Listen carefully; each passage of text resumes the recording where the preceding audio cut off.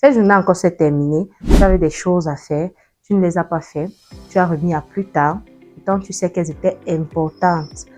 Ça s'appelle de la procrastination. La procrastination est ce fléau dont on ne parle pas beaucoup, mais elle existe et elle a souvent empêché des idées révolutionnaires d'émerger. Alors, je vais te dire, tu n'es pas paresseux. La procrastination, ce n'est pas de la paresse, contrairement à ce que les gens peuvent penser. Elle peut être liée à la peur de l'échec et du jugement des autres.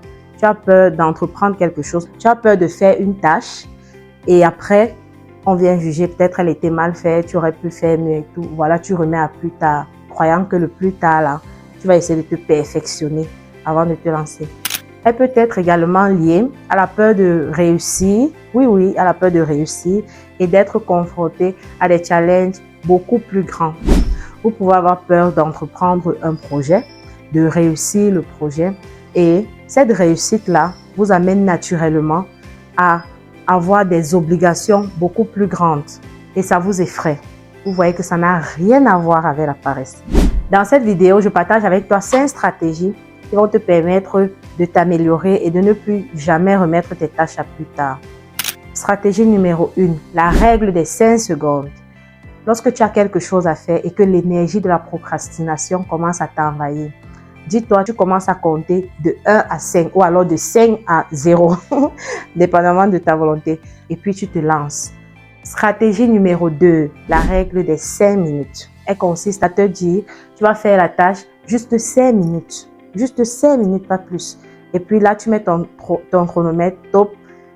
Tu commences à faire la tâche. Tu verras qu'à la fin, tu auras dépassé ces 5 minutes. Et à force de les accumuler, en fin de journée, tu auras fait un très grand pas.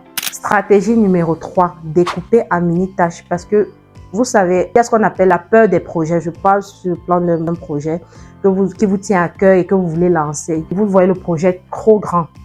Lorsque vous voyez le projet trop grand, essayez de découper le projet en mini-tâches. Vous dites, vous commencez d'abord par ça, vous finissez la tâche 1. Ensuite, vous entamez la tâche 2, la tâche 3, ainsi de suite. Et puis, vous allez voir, en quelques temps, vous aurez atteint votre objectif. Cette petite tâche que vous allez faire de manière innocente, une fois réunie, constitueront une grosse tâche et un très grand pas pour votre projet. Stratégie numéro 4, trouver une récompense immédiate. Dites-vous que j'accomplis ça et puis je m'offre telle chose. Ou alors, pour récompense, je fais telle chose. Ça, c'est pour trouver de la motivation. Les petites motivations, on néglige souvent beaucoup, mais je vous assure, ça joue un très grand rôle, même sur notre plan moral. Stratégie numéro 5, et pour moi, c'est même la meilleure d'ailleurs. Vous pouvez avoir un proche à qui vous parlez de votre projet. Ça peut être votre époux, ça peut être votre maman, ça peut être votre frère, ça peut être un ami à qui vous faites confiance. Ça peut même être votre enfant. Pour moi, c'est mon enfant. Vous expliquez à votre enfant, voilà, je vais te faire telle chose, telle chose, telle chose. Et puis, j'aimerais que chaque soir, que tu me demandes, mais maman, qu'est-ce que tu as fait? Est-ce que tu as avancé sur tel? Et vous allez voir, ça va vraiment vous challenger. Et vous allez progresser un peu plus vite parce que lorsqu'on se sent redevable, naturellement, on a tendance à agir. Je t'assure que si tu appliques minimum 3 stratégies parmi ces 5 que j'ai proposées, tu vas réduire considérablement ton taux de procrastination. Et avec le temps, tu vas te rendre compte que tu progresses énormément. Alors, dis-moi, parmi ces 5 stratégies, quelles sont celles que tu fais déjà? Ou alors, quelles sont celles que tu vas appliquer dans les jours à venir? Mets-les-moi en commentaire et ensemble, on va se challenger. Et surtout, n'oubliez pas de vous abonner pour les prochaines vidéos. À bientôt.